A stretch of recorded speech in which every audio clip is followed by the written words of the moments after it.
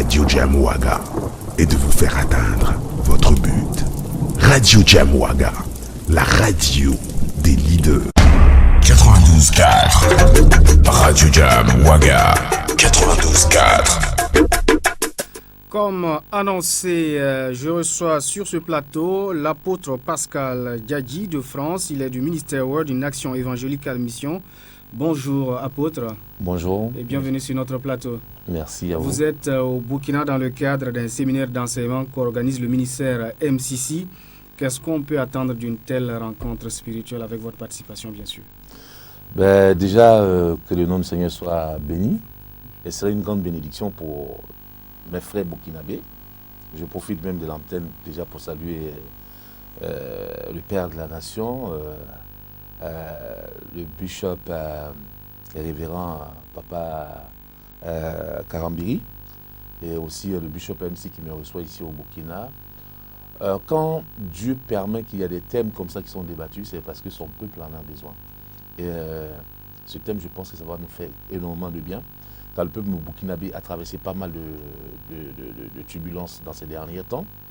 Et je crois qu'il y a quelque chose de nouveau qui est en train de se pointer à l'horizon pour ce peuple-là. Et pour les enfants de Dieu en particulier. Donc, est-ce que, parce qu'il y a eu des trucs, c'est fini, il y a eu des épreuves, est-ce que notre histoire s'arrête? Ou est-ce que l'histoire continue? Donc, c'est pourquoi ce thème, je peux dire, est le bienvenu pour nous, enfants de Dieu. Faut-il avoir encore de l'espérance quand tout semble fini? C'est une question que beaucoup de chrétiens se posent. Est-ce que ma vie chrétienne, ou bien ma vie sociale, ma vie financière, ma vie administrative, ma vie sentimentale, peut avoir encore un rebondissement après tous les échecs que j'ai subis? Je crois que Christ nous donnera la solution et les réponses à cette question, qui est très large d'ailleurs, mais très ciblée aussi. Évidemment, effectivement, vous avez parlé du thème. Faut-il avoir encore de l'espérance quand tout est fini? Est-ce qu'on peut savoir en quelques secondes le message que vous allez apporter aux fidèles et ceux qui vont faire le déplacement du ministère MCC? Juste une image. Oui. Quand les gens ont accusé la femme adultérienne devant Jésus-Christ, bizarrement, Christ ne s'est pas redressé, ne s'est pas tenu face à cette foule-là, mais s'est plutôt accroupi sur le sol. Il a commencé à écrire. Et quand il s'est redressé, il a posé une question bien ciblée à la foule, que celui qui n'a jamais péché soit le premier à lancer la première pierre. Et il s'est encore réabaissé, il a continué à écrire. Quand il s'est redressé, il a vu que les gens n'étaient plus là pour accuser la dame. Pour dire que lorsque ton histoire s'arrête, lorsque une fin est mise à ton histoire, à ta vie, que tu ne vois ni devant, ni derrière, tu ne vois pas, c'est-à-dire une issue favorable à ta vie, Jésus a toujours une porte qui est restée ouverte devant toi, car c'est lui la porte. Donc, quand il s'est abaissé, qu'il a commencé à écrire, il réécrivait l'histoire de la dame, pour dire que son ancienne histoire est finie. Mais la nouvelle commençait parce qu'il était le rempart entre l'ancienne et la nouvelle.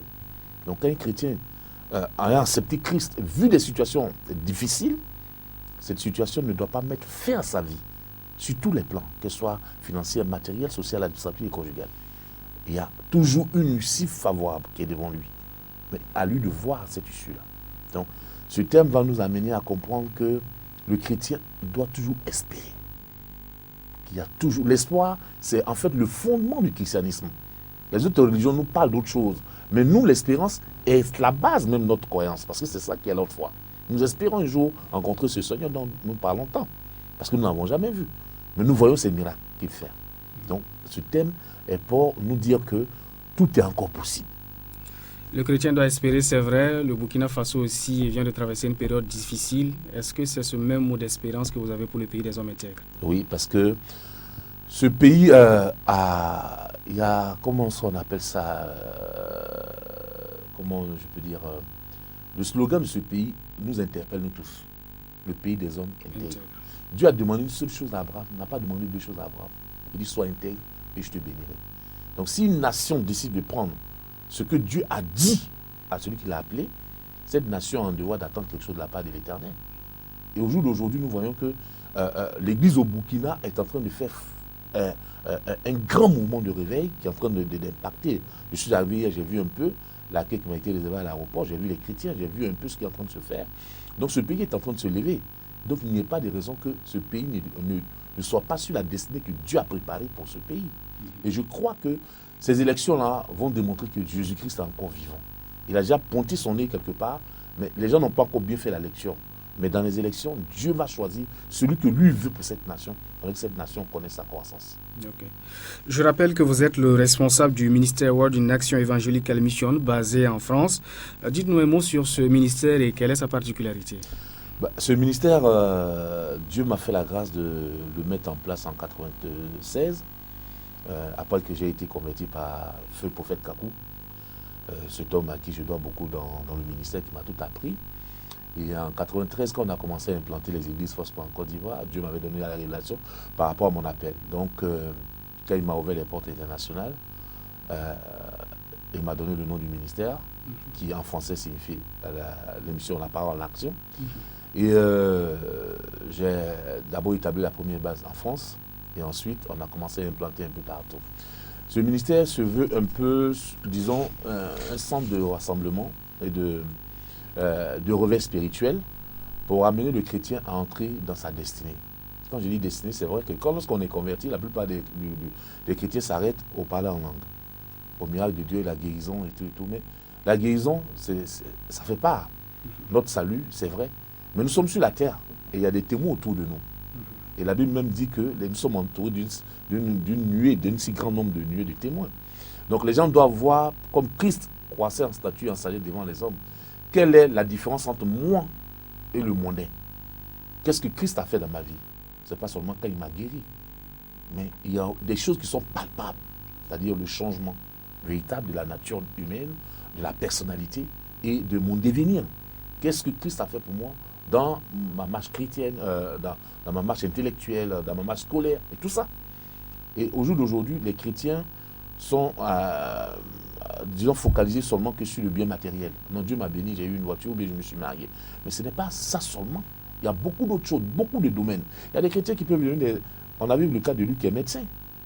Les chrétiens doivent faire la politique. Sinon, la politique nous fera plutôt. Où les chrétiens doivent être dans les instances de décision, je veux dire. Mais il faut qu'on les amène à pouvoir comprendre que cela est possible. Parce que dans le temps, on nous a enfermés dans le fait que le chrétien ne doit rien faire. Et être pauvre, c'est synonyme d'humilité. Mais j'ai dit non, la pauvreté n'est pas synonyme d'humilité, c'est le contraire. Excusez-moi du terme, du synonyme de bêteté. Parce que celui qui a un peu, c'est celui avec qui tu iras pour tendre ta main. Donc il faudrait que toi aussi tu aies un peu pour que toi, ta main soit celle qui puisse donner. Parce que quand Dieu dit que je te ferai une aide, la femme vient avec plus de force que l'homme. Donc il faut que tu sois en position de force pour pouvoir discuter avec les forces en présence. Tout à fait. Donc la parole d'action se fixe l'objectif de pouvoir amener les chrétiens à un changement de mentalité. Je me souviens hier, le bishop Clavé me rappelait quelque chose qui s'est passé.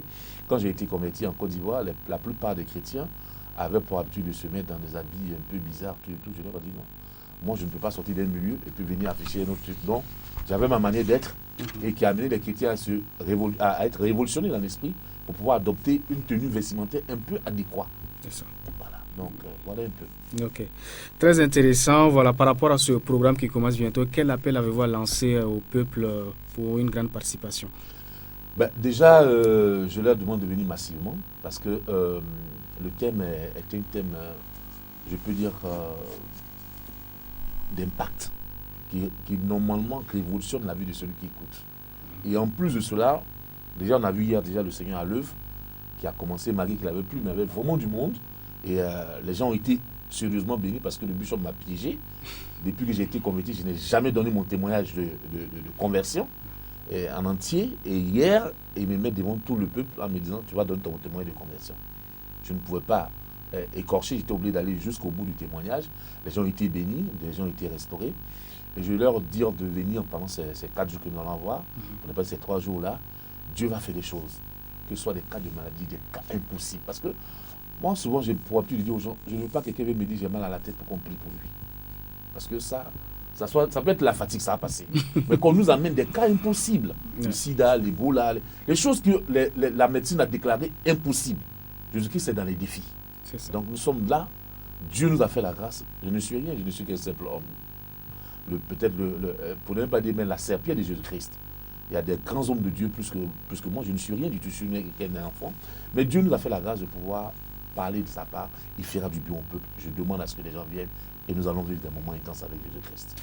Ce fut un grand plaisir de vous recevoir sur ce plateau, apôtre Pascal Diadji. Merci et bonne suite de journée. Restez avec nous pour la suite de ce journal. Jésus, numéro 1 sur la Radio Jam Ouaga 92.4.